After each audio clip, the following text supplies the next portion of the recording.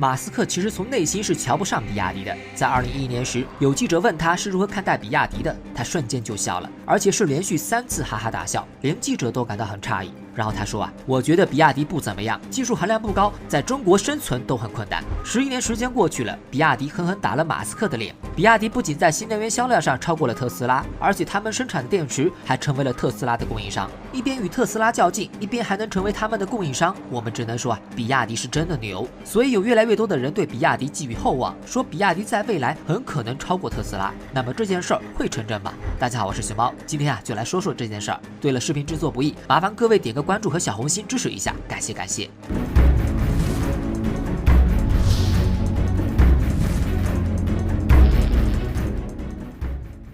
很多人都说比亚迪的技术储备其实不输给特斯拉，甚至比特斯拉还强。这句话不是空穴来风，而是比亚迪成长经历导致的。比亚迪和华为一样，从创立初期就非常注重自研技术，这和它的创始人王传福有很大的关系。王传福是上世纪90年代的硕士生，就读的是北京有色金属总院。要知道90年代的大学生都很稀少，更不用说硕士生了。而且北京有色金属总院是国家重点研究院，常年负责攻关前沿和重大科技项目，能从这里毕业的学生都是真正有本事的人。王传福也不例外。1990年，王传福在毕业后就被总院留校研究电池。5年后，他以301研究室负责人的身份辞职下海。当时中国正处于改革开放时期，各种数码设备涌入国内，王传福就敏锐地判断电池市场一定会迎来爆发，于是找亲朋好友拉了450万的投资，在深圳成立了比亚迪，做的就是他擅长的电池。比亚迪刚刚成立，王传福就展示了对技术的执着。当时国内电池企业的生产模式很粗暴，就是引进国外的生产线，然后进行生产。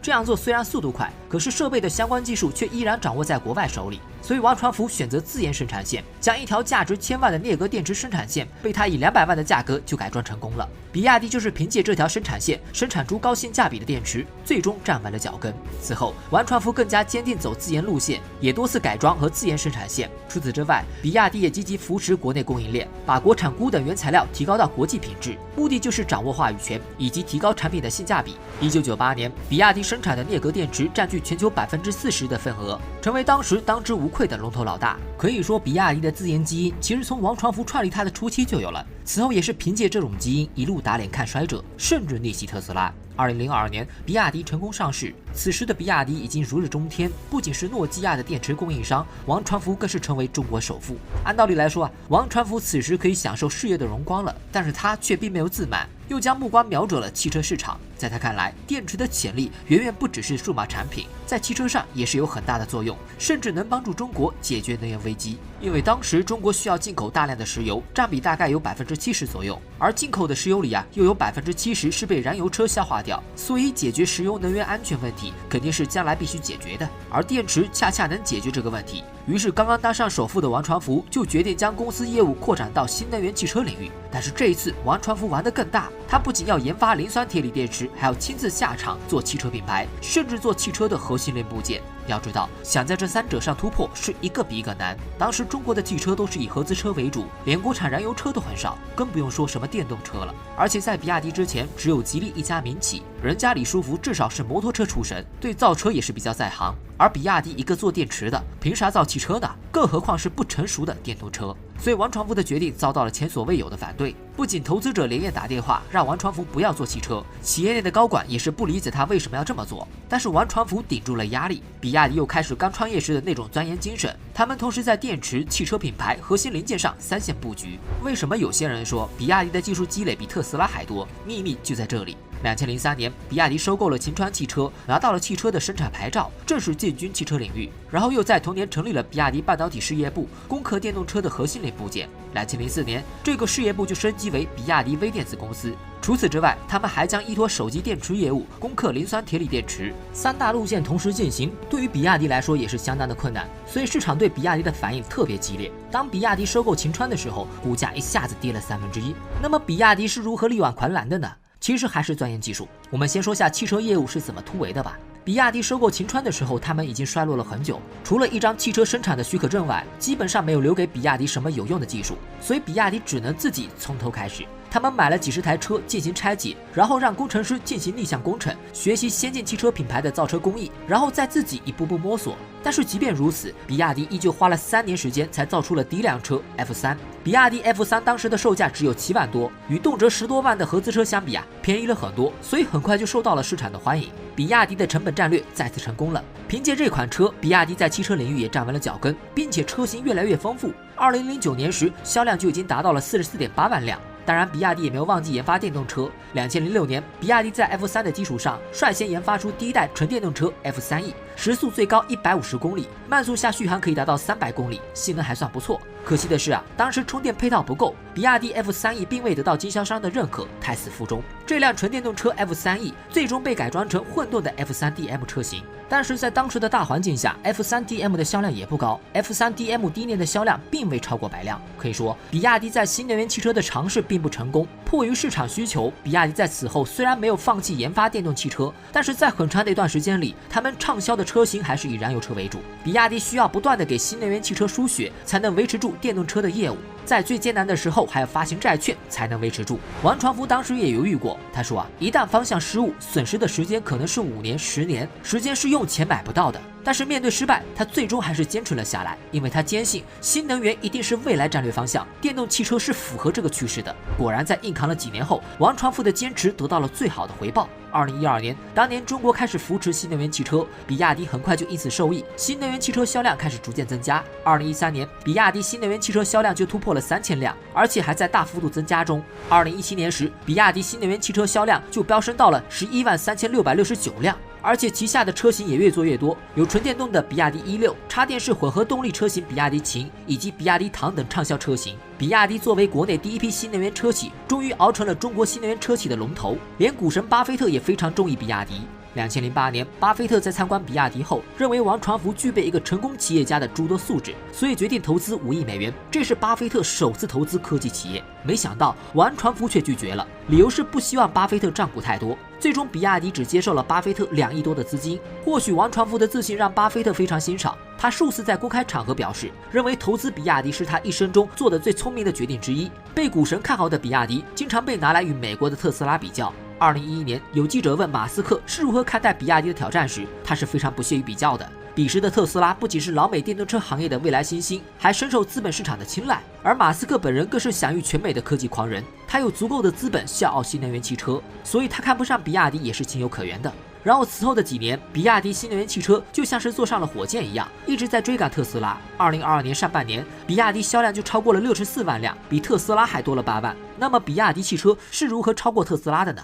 有些人说是靠中国的市场，也有些人说是靠低价取胜。其实这么说真是小看比亚迪了，真正的原因正是另外2个大布局，也就是磷酸铁锂电池以及汽车核心部件。电池是比亚迪的老本行，所以他们对电池的期望非常大。在2012年那段时间，比亚迪一度需要靠员工降薪度日，但是他们还筹款120亿建设一个储能厂。如果说汽车是比亚迪的梦想，那么电池就是比亚迪的根本了。当时市面上比较流行的动力电池有2种，一个是3元锂电池，另一个是磷酸铁锂电池。3元锂电池能量密度高，续航更久，但是不够稳定，安全性差。而磷酸铁锂电池虽然价格便宜，安全性强，但是能量密度较低，两者各有优势，很难说哪个更好。但是各大车企为了解决用户的里程焦虑，还是将目标转向了密度更高的3元锂电池。可比亚迪没有盲目跟从，因为他发现3元锂电池需要大量使用镍、钴、锰等贵稀有金属，而这些资源中国比较少。如果中国的车企们都使用3元锂电池，依然会面临跟石油一样的困境。关键核心材料被掌握在别人手里，而这与比亚迪当初造电动车的目的相违背了。与3元锂电池不同，磷酸铁锂电池的成分主要是铁和锂，锂矿和铁矿相对不容易被人卡住脖子，并且磷酸铁锂的性质相对稳定，安全性高，价格也不贵。如果能够攻克续航问题，磷酸铁锂电池会成为性价比最高的动力电池。于是刀片电池就应运而生了。比亚迪通过结构创新、自研碟片工艺，将一整块的磷酸铁锂电池包分解成一块块竖长的刀片，不仅增加了电池的散热面积，也有效地避免了不同片电池间的短路引发起火的可能。安全性得到了很大的提升。2020年，比亚迪汉纯电版搭载的就是刀片电池，它的最高里程数可以达到600公里。一经推出后，就获得了市场的广泛认可。也正是刀片电池之后，比亚迪的销量开始爆发式增长，仅仅用了1年，销量就增长了70%。刀片电池不仅征服了消费者，还把老对手马斯克给打服了。2021年，特斯拉表示他们的汽车电池将会调整为磷酸铁锂电池，只有长续航版才会保持3元锂电池。在今年的6月份，比亚迪副总裁连玉波就公开承认了将为特斯拉提供刀片电池。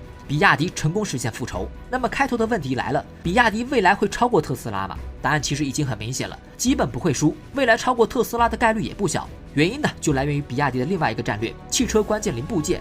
很多人关心比亚迪，只关心它的电池和汽车，其实比亚迪的第3个布局才是它未来崛起的关键，那就是自研关键零部件。比如汽车上的功率器件 IGBT 的全称叫绝缘栅双极型晶体管，它是一种半导体，可以控制电压和电流，没有它，电动车的零部件很容易就烧坏了。如果说传统汽车省油靠的是引擎，那么电动车省电靠的就是功率器件，所以它也被称作电子装置的 CPU。而就是这么重要的零部件，却长期被国外巨头垄断着。我在华为汽车那篇就科普过，我国 IGBT 芯片有90%得从境外进口，当时市场被英飞凌、富士电机、三菱等外资企业掌控着。一旦国外企业断供，国内的车企们就无米下锅了。而比亚迪与华为一样，都有个传统，能自己造的坚决不买。所以早在2003年，比亚迪就成立了半导体部门，然后次年又成立了微电子公司。2005年时就开始组建 IGBT 团队，布局功率器件。2018年，比亚迪发布了 IGBT 4.0 技术，正式打破国外垄断，实现了自主生产。